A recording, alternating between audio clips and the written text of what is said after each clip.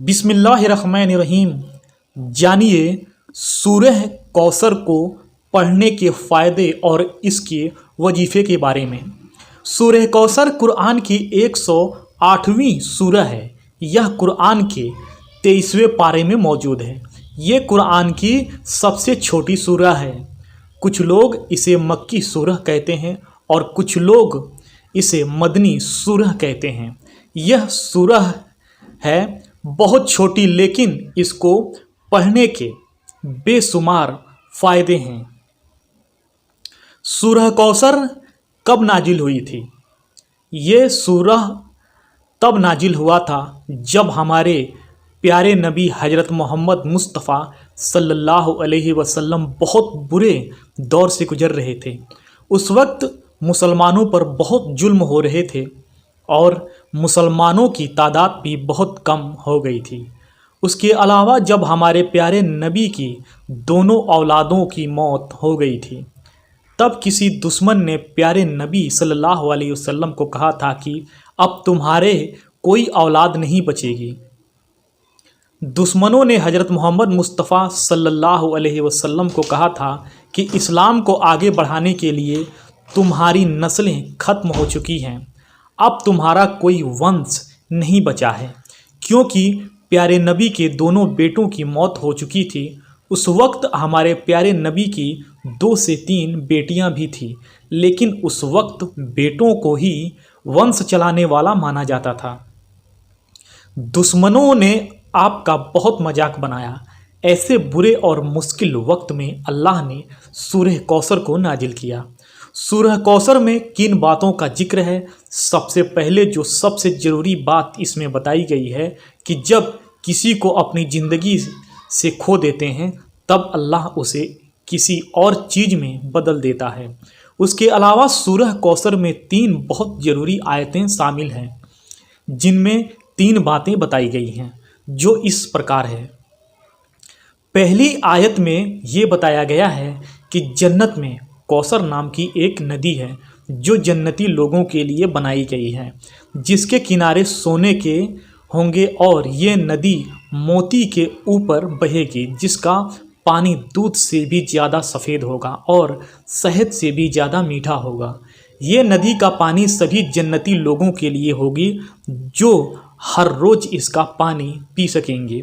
दूसरी आयत में ये बताया गया है कि हमें हमेशा अल्लाह से दुआ करना चाहिए और उसी के लिए हमें अपनी सारी चीज़ें कुर्बान कर देना चाहिए, चाहे वो वक्त हो या दौलत, सब कुछ अल्लाह के लिए ही करना चाहिए। इससे ये मतलब है कि जब आप आपकी हर चीज़ अल्लाह पर कुर्बान करते हो, तब अल्लाह आपको और ज़्यादा देता है। इस आयत में अल्लाह ने प्यारे नबी को ऊँट की कुर्बानी करने का भी हुक्म दिया था। उस ऊँट की कुर्बानी अपनी दौलत कुर्बान करने जैसा था। तीसरी आयत में ये बताया गया है कि प्यारे नबी के सारे दुश्मन को काट दिया गया, और कहने का मतलब अल्लाह इस सूरह में ये बताता है कि प्यारे नबी के सारे दुश्मन काट दिए गए हैं। सूरह कौसर पढ़ने के क्या फ़ायदे हैं? जिन लोगों की कमाई कम है या उनके पास कमाई के ज़्यादा साधन नहीं है, उनको सूरह कौसर पाबंदी से पढ़ना चाहिए। इंशाअल्लाह इसकी बरकत से कमाई से के सारे रास्ते खुल जाएंगे। जिनकी औलादें जन्म के बाद ही मर जाती है या ज़्यादा वक्त तक ज़िंदा नहीं रहती, उन्हें सूरह कौसर पढ़ना चाहिए, जिनकी फजीलत से अल्लाह उन्हें लंबी ज़िंदगी अता फरमाएगा। जो शख्स पाबंदी से इस सूरह को पढ़ेगा, उसे क़यामत के दिन जन्नत की कौसर नहर का पानी पीने को मिलेगा। अपने दुश्मनों से हर वक्त हिफाजत के लिए सूरह कौसर पढ़ना चाहिए, जिससे दुश्मनों से हर वक्त हिफाजत रहेगी और आप महफूज रहेंगे। सूरह कौसर की बरकत से आप हर तरह की बीमारी से महफूज रहेंगे। अगर पहले से कोई बीमारी होगी, वो भी इस सूरह की बरकत से ख़त्म हो जाएगी। सूरह कौसर पाबंदी से पढ़ने वाले शख्स की हर मुराद पूरी होती है। इसलिए हर मुराद को पूरी करने के लिए सूरह कौसर पढ़ें। अगर किसी की शादी में रुकावट आ रही है या रिश्ता होते होते टूट हो रहे हैं तो चाहिए कि सूरह कौसर हर ईशा की नमाज के बाद पाबंदी से पढ़ें, जिससे रिश्तों में आ रही रुकावट से छुटकारा मिलेगा। अगर किसी की याददाश्त कमज़ोर है, यानी उसे कुछ याद नहीं रहता, तो उसे इस सूरह को ज़रूर पढ़ना चाहिए, जिससे उसकी दिमागी हालत में सुधार होगा और याददाश्त मजबूत होगी। सूरह कौसर गरीबी कम करने और अपने माल की हिफाजत के लिए पढ़ते रहना चाहिए।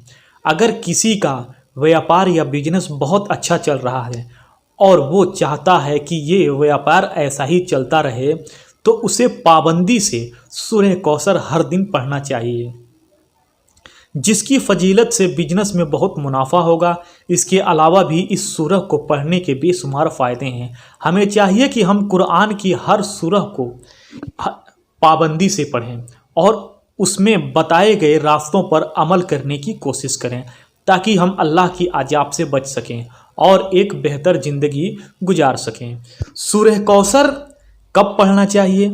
बहुत से लोग सोचते हैं कि इस सूरह को पढ़ने का सबसे अच्छा वक्त कौन सा है। बहुत से लोग ऐसा कहते हैं कि इस सूरह को इतनी मर्तबा पढ़ने से ऐसा होगा, यानी कोई 33 मर्तबा पढ़ेगा तो ऐसा होगा, कोई 21 मर्तबा पढ़ेगा तो वैसा होगा। ऐसा करने या कहने से फ़र्क नहीं पड़ता। फ़र्क ये पड़ता है कि आप सूरह कौसर को कितनी मोहब्बत से पढ़ रहे हैं, कितना दिल लगाकर पढ़ रहे हैं, कितना खुशी से पढ़ रहे हैं। अगर आप सिर्फ किसी के कहने पर सूरह कौसर को 21 या 33 मरतबा पढ़कर इस काम से निपटने का सोचते हैं तो वो गलत है। आप सूरह कौसर को जितना दिल में पढ़ेंगे और अल्लाह से दुआ मांगोगे तो अल्लाह आपकी दुआ को ज़रूर सुनेगा। फिर भी हम आपको बता देते हैं कि इस सूरह को पढ़ने का सबसे बेहतर वक्त कौन सा है। सूरह कौसर को आप कोशिश करें कि फ़ज्र की नमाज के बाद पाबंदी से जितना मरतबा आप पढ़ना चाहें पढ़ें, क्योंकि इस वक्त पर आपका दिल और दिमाग बहुत शांत रहता है और आपका ध्यान सिर्फ अल्लाह की इबादत की तरफ ही रहता है। बाकी आप ईशा की नमाज के बाद भी इसे पढ़ सकते हैं, क्योंकि ईशा के वक्त भी आप हर काम से फ्री हो जाते हैं और सोने से पहले अल्लाह की इबादत करके सोते हैं। फिर भी आपको जब वक्त मिले आप ये सूरह का जिक्र करते रहें, ताकि आपको इस सूरह को पढ़ने से फ़ायदे मिलते रहें। सूरह कौसर का वजीफ़ा क्या है? सूरह कौसर का इस्तेमाल आप वजीफ़े के तौर पर भी कर सकते हैं। बहुत से लोग अलग अलग परेशानियों का वजीफ़ा इंटरनेट पर देखते हैं। सूरह कौसर में वो ताकत है जो आपको हर परेशानी से निकाल सकती है।